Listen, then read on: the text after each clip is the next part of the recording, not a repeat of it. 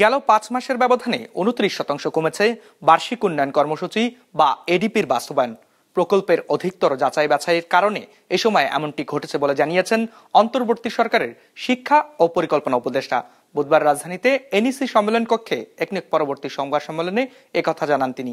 তবে সবকিছু মিলে দেশের রাজনৈতিক কর্মকাণ্ডে কিছুটা গতি ফেরায় সামনের দিনে দেশের অর্থনীতিতে চাঙা ভাব আসবে বলে জানান তিনি। ফ্রিজ, টিভি এবং এসিতে দেশের ১ নম্বর ব্র্যান্ড ওয়ালটন। একটি নির্দিষ্ট বছরে বিভিন্ন খাতে নেওয়া উন্নয়ন প্রকল্প সমূহের তালিকা ও আর্থিক বরাদ্দই বার্ষিক উন্নয়ন কর্মসূচি বা এডিপি হিসেবে পরিচিত। ২০২৪-এর ডিসেম্বর পর্যন্ত বর্তমান সরকার ৫ মাসে এডিপি বাস্তবায়ন করেছে ৪৪,০০০ কোটি টাকার, যা বিগত সরকারের একই সময় ছিল ৬২,০০০ কোটি টাকা। সে হিসাবে এই সময় এডিপির বাস্তবায়ন কমেছে ১৮,০০০ কোটি টাকা বা ২৯%। কেন এডিপি বাস্তবায়ন কমেছে তার ব্যাখ্যা দেন পরিকল্পনা উপদেষ্টা। এডিপি বাস্তবায়ন আগের তুলনায় গতি কম। এর একটা কারণ তো যে আমরা পহেলাতেই এই প্রকল্পগুলো যাচাই বাছাই করছিলাম, তবে এখন আমরা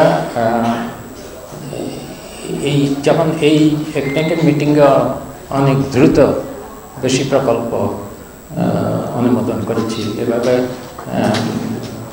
প্রকল্প বাস্তবায়ন দ্রুততর হবে। প্রধান উপদেষ্টার সভাপতিত্বে অনুষ্ঠিত জাতীয় অর্থনৈতিক পরিষদের নির্বাহী কমিটির সভায় বুধবার ৪,২৪৬ কোটি টাকা ব্যয়ে মোট ১০টি প্রকল্পের অনুমোদন দেওয়া হয়েছে। এর মধ্যে সরকারি অর্থায়ন রয়েছে ৩,৬৩২ কোটি টাকার, প্রকল্প ঋণ হিসেবে নেওয়া হয়েছে ২০৫ কোটি টাকা এবং সংস্থার নিজস্ব অর্থায়নে ৪০৮ কোটি টাকা ব্যয় করা হবে। এর মধ্যে ৫টি প্রকল্পই পুরোপুরি নতুন। সবচেয়ে বেশি বরাদ্দ দেওয়া হয়েছে মোংলা বন্দরের পশুর চ্যানেলের ড্রেজিং এর জন্য, প্রায় ১৫৫০ কোটি টাকা। দ্বিতীয় সর্বোচ্চ বরাদ্দ দেওয়া হয়েছে ডুপিটোলা ও কৈলাসটিলা কূপ খননের মাধ্যমে গ্যাস অনুসন্ধানের জন্য।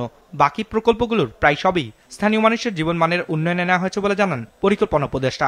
স্থানীয় পর্যায়ে বিশেষ অনুরোধ করেছি বা স্থানীয় পর্যায়ের কর্মকর্তা যারা আছেন তাদেরকে এই ধরনের প্রকল্প পাঠাতে এবং আমাদের পরিকল্পনা কমিশন থেকেও অনুসন্ধান করে অনেক স্থানীয় ধরনের প্রকল্প কোনগুলো আছে এগুলো খুঁজে বের করে এনেছেন।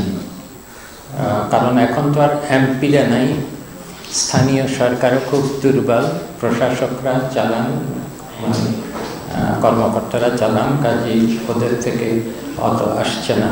অনুষ্ঠানে জানানো হয় ডিসেম্বরে খাদ্য মূল্যস্ফীতি ছিল ১২.৯২%, আর সার্বিক মূল্যস্ফীতি কমে ১০.৮৯% হলেও সন্তুষ্ট নন উপদেষ্টা। বলেন, বার্ষিক যে হারে মজুরি বেড়েছে সে হারে মূল্যস্ফীতি না কমায় সাধারণের উপর চাপ বাড়ছে দিন দিন। যাদের নির্দিষ্ট আয় তারা তো তাদের কষ্ট হয়ই, কিন্তু আমরা যারা একদম দিন মজুরি করে তাদের কথা অনেক সময় চিন্তা করি না। তো তাদের ঠিক অত খারাপ অবস্থা না হলেও কিছুটা হলেও তাদের উপরে চাপ পড়ছে।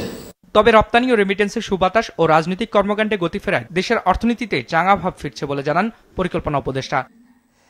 রায়হান শোভন, বিজনেস রিপোর্ট, মাছরাঙা টেলিভিশন।